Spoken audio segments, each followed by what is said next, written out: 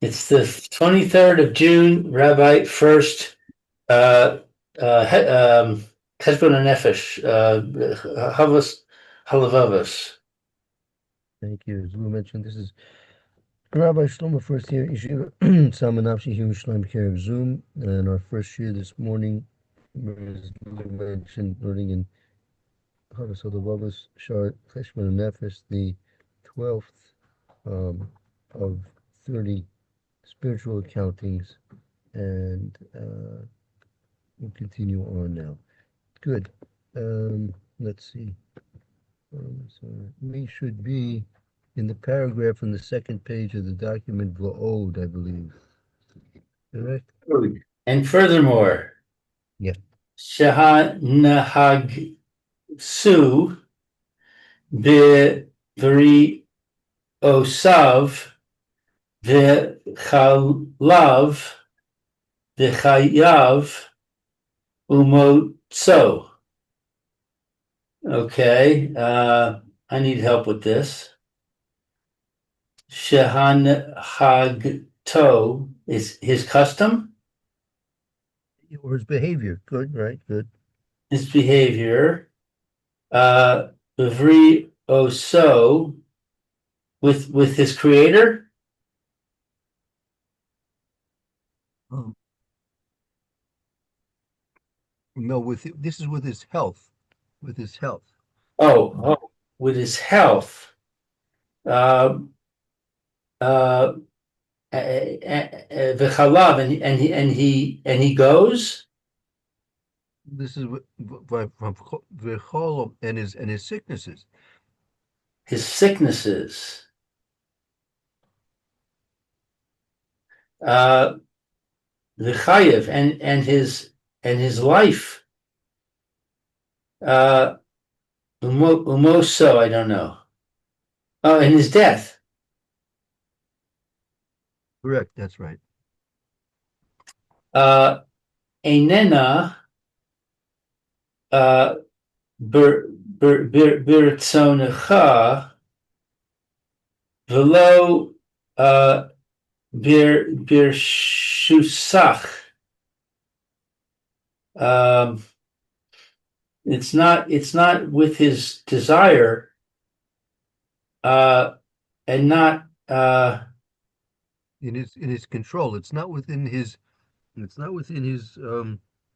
I guess what you said is desire. It's not within his desire, nor within his control. Meaning, again, the whole point here of this cheshbon nefesh is a person should take stock with himself regularly about all the efforts he puts into his secular, physical, materialistic endeavors, and judge the amount of enthusiasm and effort that he puts into those things as compared to the effort and enthusiasm he has for spiritual things. And if he's honest with himself, in most cases he'll find that he puts in much more effort and enthusiasm and excitement and determination in the fulfillment of his physical needs. Whereas, as he's pointing up at this point on this point, that most of these things are really not in his control.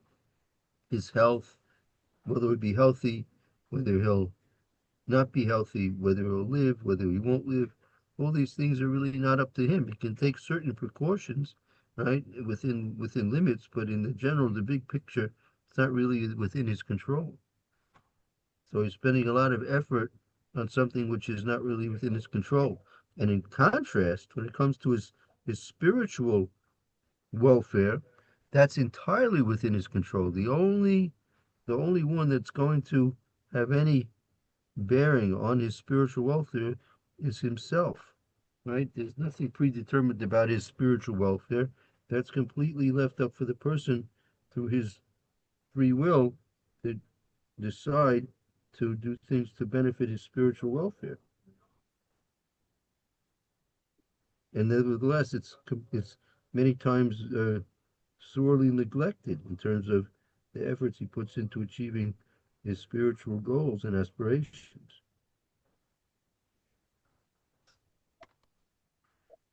Hi hakol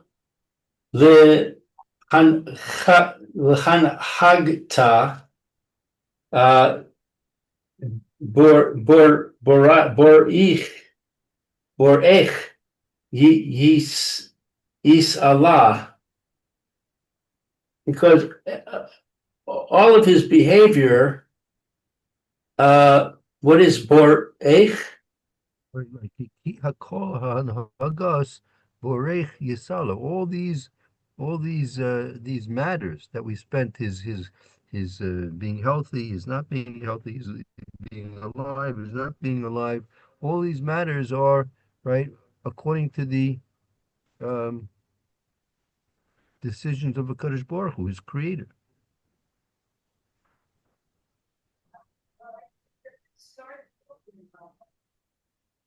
Ve'i yitron nafshecha al gufcha umalata olama al olamo ve'alosa miri daso ve'roch niosa migash muso ve'amidasa michalifaso ve'kiuma me hafsedo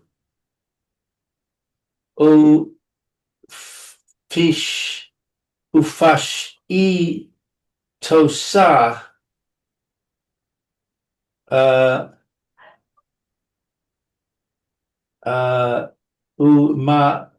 ume har. I'm sorry. Mehar ich vaso. I don't know. I'm getting lost in these all these. This is a long sentence. Hold on. Let's back up a bit. Okay, we just got through saying that all these things, his health and his not health, his being alive, not only these are really things which are completely in the realm of a Kadosh Baruch Hu's decisions. Vehi yisron nafshecha al gufcha, and this is one of the advantages that your soul has over your physical body. Umalas olamo al olmaso, and the advantage of its world, the advantage of the spiritual world above the physical world. Va'olasa miridasoi varuchyansana v'gashmuso, that it has there the elevation in the spiritual world, that it's elevated from its downslope here in this world, and the Ruchnius and Gashmir, and from the Ruchnius to Gashmis, that that everything here, that when you spending time and effort for your physical needs, what you usually do is sacrifice what you need to do for your spiritual needs. I think isn't that how they explained it how do they put it there in the safer that you have, Mayor? Let's see. It's a lot of big words. Hold on one second. Yeah, that's right. Okay, so from the start it says, and what of the superiority of your soul over your body, the preeminence of its world over that of the body, the soul's exaltedness over the body's lowliness, the soul's spirituality over the body's corporeality, the soul's permanence over the body's transience. Wow. The soul's continued existence over the body's decay, and the soul's simplicity over the body's complexity. Oh, it keeps going. The soul's refinement over the body's grossness, the soul's rationality over the body's bestiality, and the soul's receptivity to virtue over the body's receptivity to vice. Very good, very good. So let's maybe take a look at that again, right? Vehi yisro nafshika al gufcha. That this is the advantage that your soul has over the physical body. Umalas olamo al olamo, and the advantage of the spiritual world over the physical world. Ve'olosa meridasa, and its advantage over the lowliness of the body. And the advantage of that which is spiritual over that which is physical, and the permanence of it, the spirit, in contrast to the transience of that which is physical.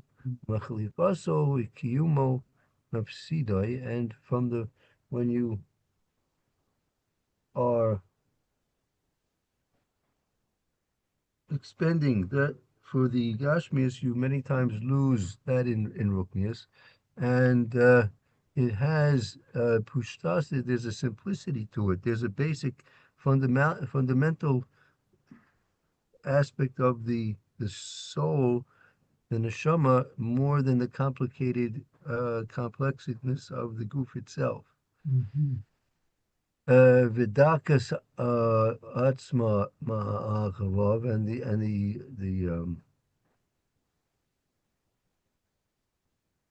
well, I'm just trying to think of the word here, that vidakas atzma, the darkness, the refinement of it, more than the coarseness of the physical body.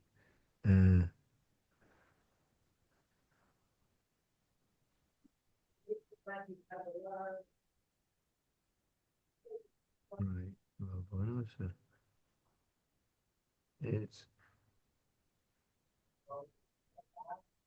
It's Havanasa b'mahamohusa v'kablua mamidos atovos v'kulo v'gunos. Right, and the its understanding, right, is greater in its essence, and its gaining of those desirable characteristics from those which are not desirable. So I'd like to look at the beginning of the paragraph again. Yeah. The ode shit hanhagaso, that his behavior briosav with his creator. No. There's brioso. Brioso is not his creator. He's with his health. His brios. With his health and sickness and his death are not according to his desire and his control. Right.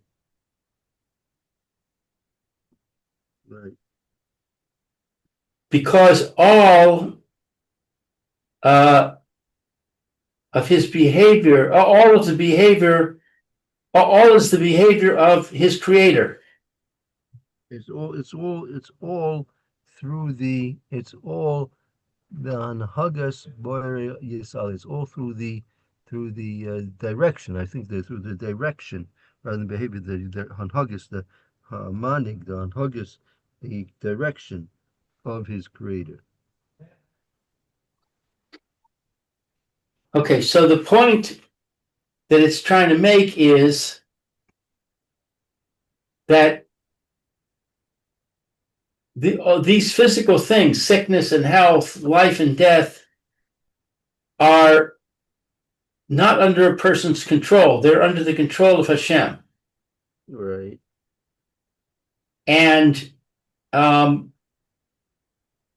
there's a big advantage of spirituality over physicality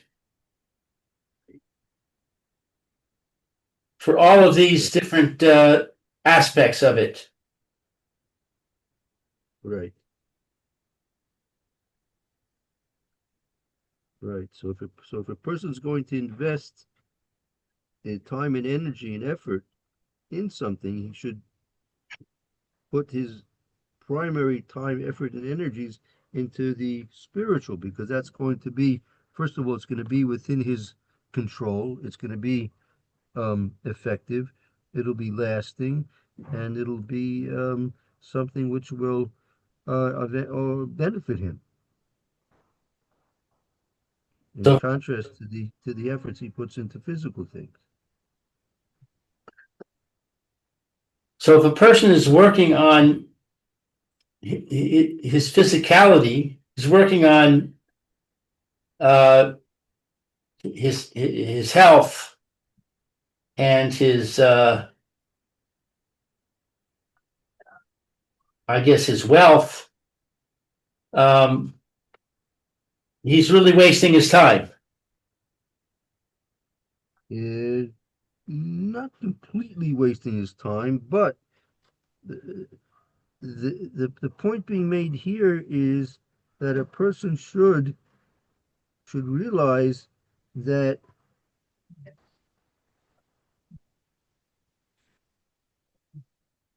if if he has the choice and the ability to direct his efforts and his energies in life, he should be focusing more on the spiritual achievements than on the physical achievements.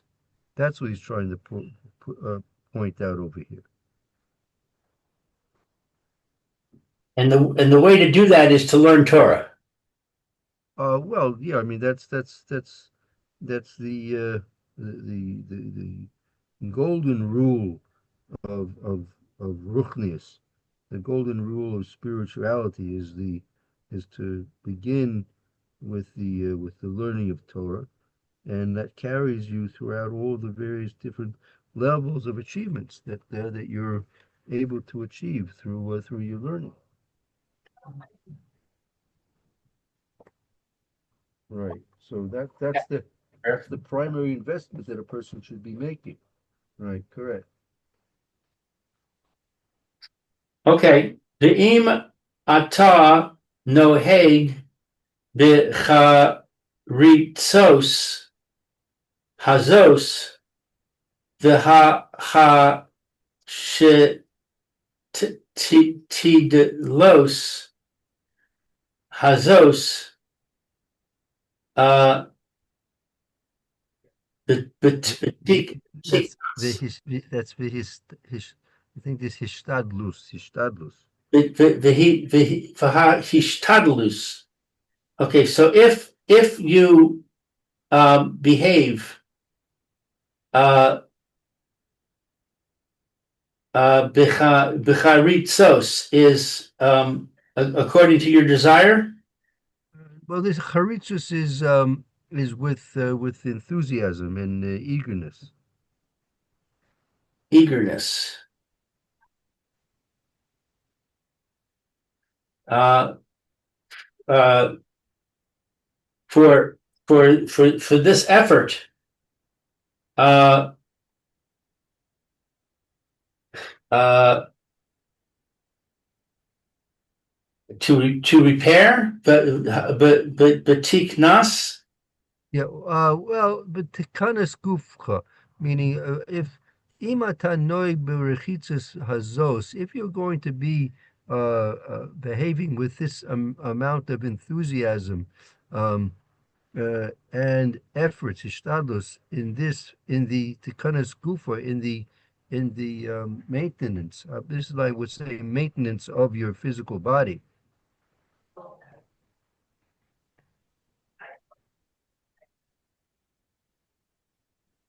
Uh,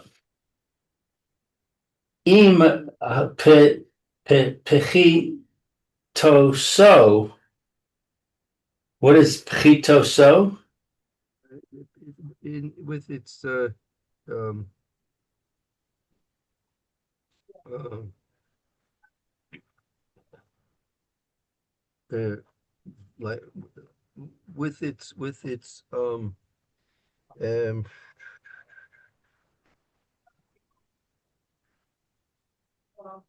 uh, lesser value. Let's put that with its lesser value.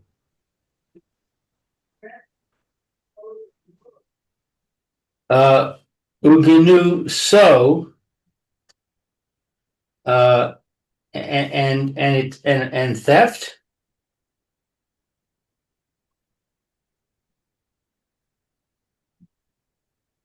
No. And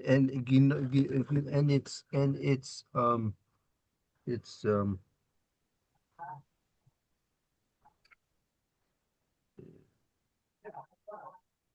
actually, let's put it like this: if you're going to be involved in such an extent to the maintenance of the goof, along with all of its pechisos, like it's impoverished in its impoverishment and its lowliness.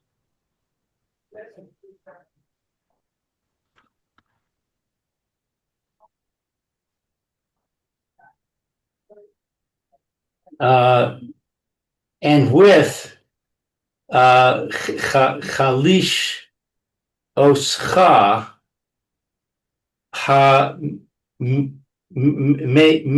mehaziko v'ho elo. Don't know.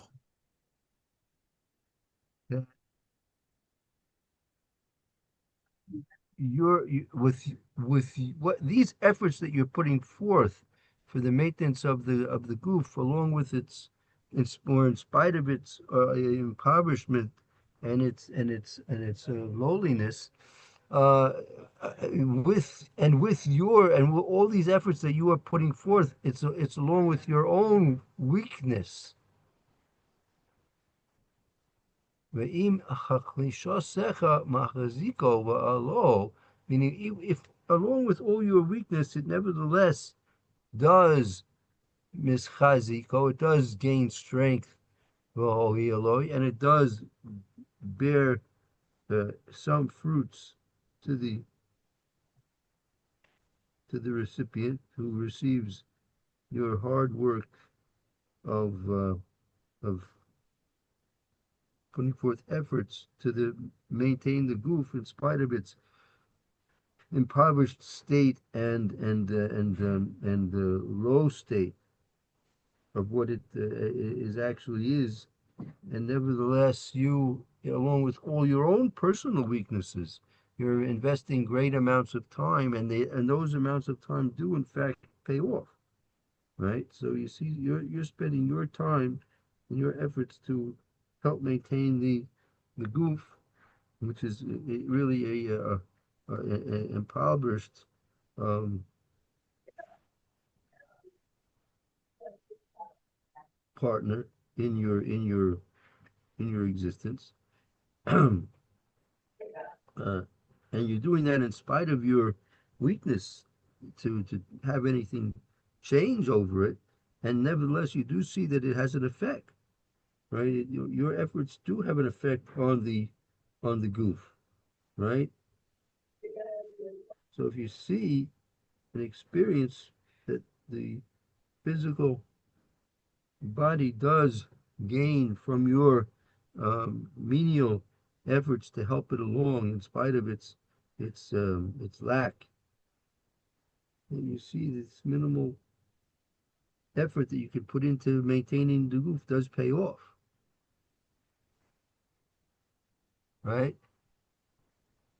Right. So even though it's a lesser value and it's weak, if you're putting in a lot of effort, uh, if you're eagerly putting in a lot of effort, then you will strengthen it and you will benefit.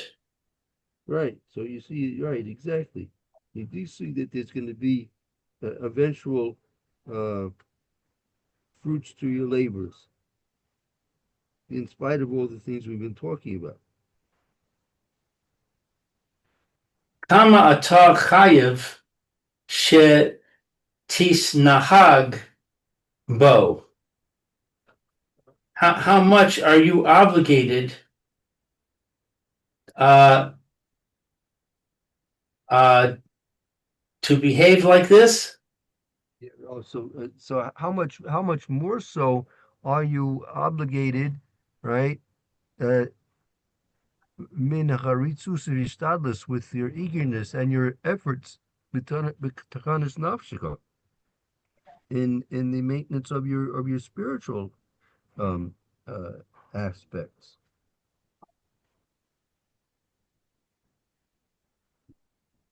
So if you find that your efforts in the physicality arena are successful, how much more so should you realize that you need to put in efforts in the spirituality? Right. Exactly. Very good. Uh, hachashuva hanisharat lach. I don't know. Um, Hashuva nishras locha. That that that it's b'tekanis nafshika ha'hashuva hanisharas lach. Meaning the hashuva is going on the nefesh, on the neshama, that you see that it's going to remain with you. The efforts that you put forth for your neshama, which is very chashuv, very important, it's going to remain with you.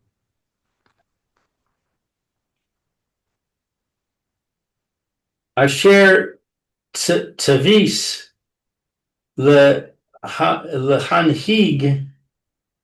enena ule ayin bitik one uh, biknos hachachamos v'havinos.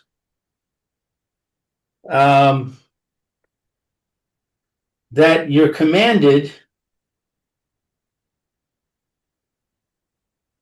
to behave in a manner or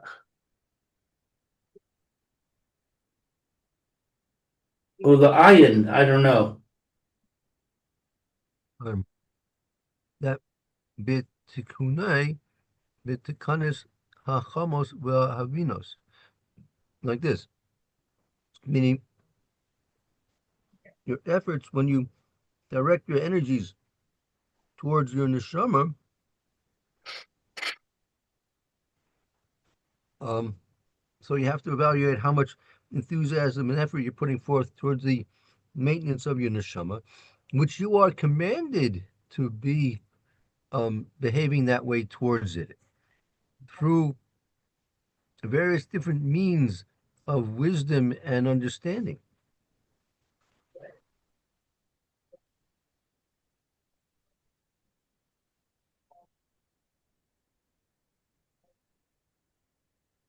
Like I'll give you one example. Okay, I'm sure we all, growing up in America, we had the wonderful experience of learning to drive and getting a driver's license, right? Right? So you had to study, you had to take classes, you had to take tests, you had to have a driving test, you had to pay money, you had to stand online and get your picture taken, all kinds of different things. And finally, after all that, whatever efforts you put through, you got yourself a driving license, right? Because that was something which was considered to be valuable and necessary for you, right? Right. Oh, so now try and contrast with something in Ruchnius right? That, for example, I'm talking about myself. So I studied the trup for my bar mitzvah, but like I never followed through. I never really became what you would call proficient in the trup, right? And even to this day, I don't really know how to read with a trup. I don't know. I don't know. Now, wouldn't have been worth my while to spend at least enough time and energy and effort to learn how to read the trup of the Sefer Torah, at least as much time as I spent on my driver's license? And if I did that, wouldn't I know more or less and be proficient in some level or not of reading the trup? So where am I? Well, you know what? Who am I kidding? You know what? So yeah, okay, of course, it's important. It's necessary, in fact, probably to have a driver's license, right? Especially growing up in America, if you're not living in a city and you don't have public transportation, it takes you almost everywhere you want to go. So yeah, you need a driver's license. You want to buy a bag of milk, you can't walk to the store. You can't take a cab everywhere you want to go. So it's necessary to have a driver's license. Okay, so it's necessary, but realize that what's it going to get you in the long run? And okay, fine, if you need to do that, so at least apply that amount at least apply that amount of energy and enthusiasm and effort to your spiritual endeavors, right? Why not? So that's what we're being taught here. To try and realize these things, make these evaluations.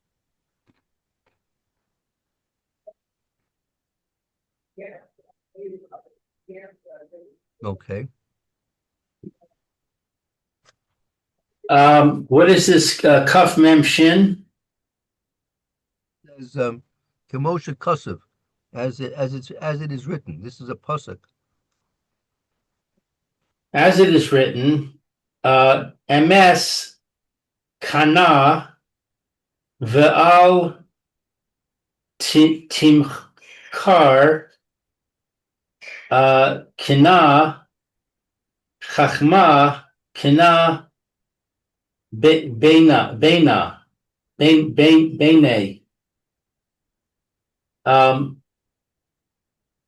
Uh, it's true that Well, I mean, it's a noun. Truth, kind of acquire truth. acquired truth But al timkar, don't sell it. Don't give it away. and don't sell it. Acquire wisdom, acquire understanding. Bina. Va'amar, and it says, Kana chachama, acquire wisdom, ma tov mecharutz. How good is it to run? Mecharutz. Yeah, I think kana chachama tov. Yeah, I think it's like this. I think wisdom that has been acquired, it's better than one who can run fast. I think there's also a pasuk. We're going to look at the psukim in a minute. V'amar kan da chachma l'nafshecha. And it says here, know wisdom for your soul. Va'amar, and it says, im chachmas licha. If with wisdom you are wise, klomar, as to say, shehak ninim haruchani Haruchanayim Haim Shelcha, and it's as to say that the acquisitions of spirituality, they are for you. Lo yish alel osam mimecha zulascha. Do not, I don't know what yishalel is. Um,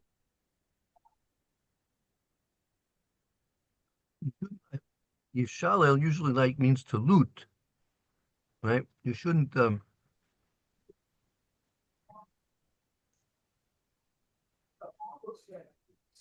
We'll see. We'll take a. I'm gonna take a look at the psukim. We'll see in the psukim. You Okay. should. Kasher yikra bakninim hagufayim. That it's called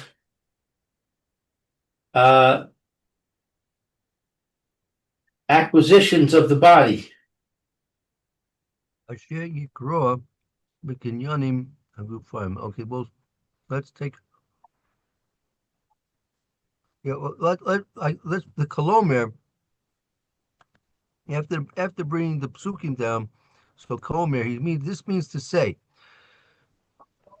shakinyanim haruchanim heim shilcha, that your spiritual acquisitions, put it this better, your spiritual achievements, they are yours. Lo yishalo osam mimcha zulasecha. Don't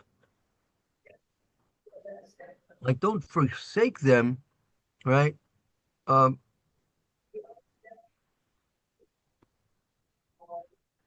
under any circumstances. Uh-huh.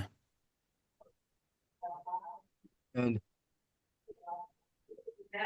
Asher yikra b'kinyanim yakufim, as what happens to your your um, physical achievements. That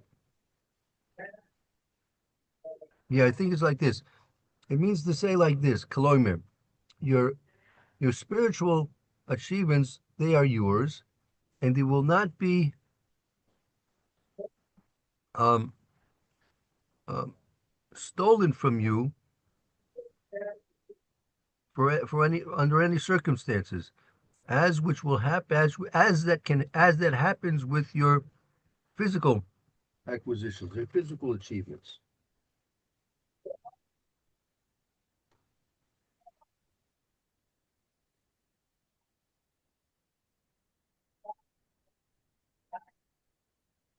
Like I told you the other day, like how many gold medals wind up in the porn shop, right? Right. So guy spent all the best years of his life training for this and that, and in the end, he's got to sell his gold medal.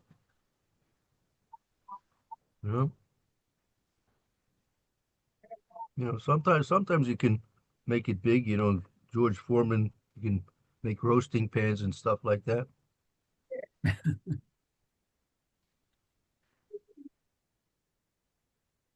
But even at that, how much is that? How much is that really worth?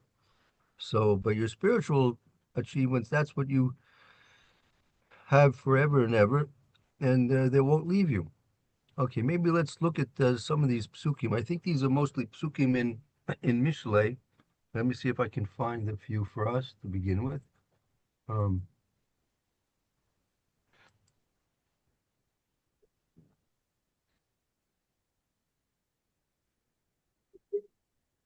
Proverbs.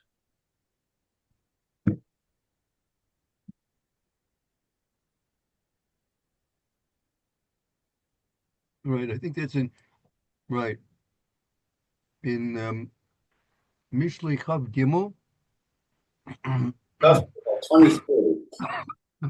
Right.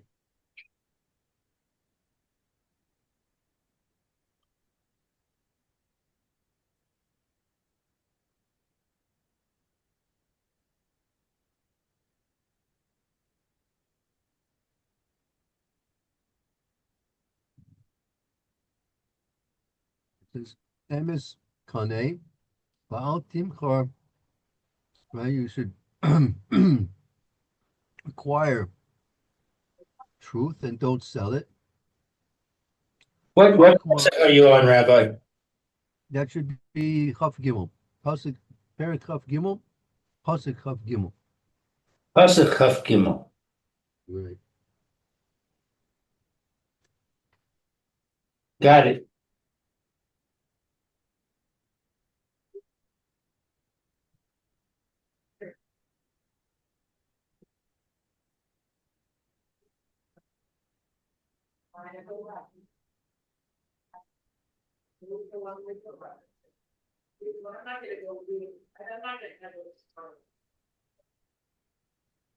So what did it look? I don't know if you have the Rashi. You have the Rashi here. Rashi says, what does it mean? Emes Kane, that you should acquire. You should acquire emes. Lo timsa lomed bechinam. If you can't find a way to be taught free, then you should be taught by paying for it. Pay a rebbe to teach you. Va'al tomer kashem shelamaditi b'schar kach alamda b'schar. And then don't say, just like I had to be taught for wages, I'm going to teach for wages. No. If you need, and for some reason you can't learn for free, no one's willing to teach you for free. So then, if you have to spend your money to be taught, spend your money. But don't think you can turn around, therefore, and say, just like I had to spend my money to teach myself, I'm now going to charge money to teach others. No. Even if you had to pay to have yourself taught Torah, still, when it comes time to teach others, you teach them for free.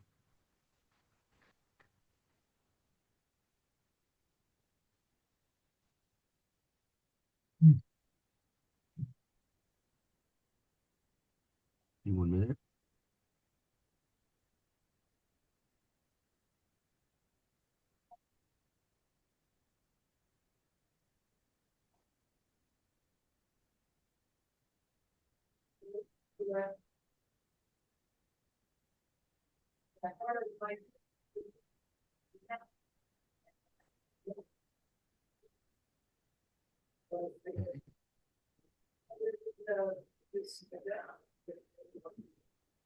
Okay,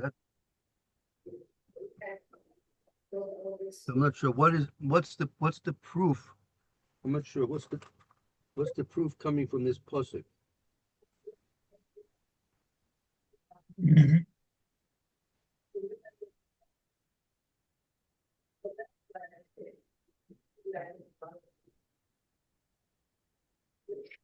Yeah, I don't see any proof. Okay, it says again. This is going on the statement. Asher tzivcha sabis lahanig inyani me'inyan b'tikuna. Okay, I see. Meaning, he had said previously that when it comes to spiritual achievements for the maintenance of your neshama, you're commanded to behave in a way that you will be able to establish yourself in ways of acquiring chachma and binas, wisdom and understanding. So he's bringing this pasuk as a proof.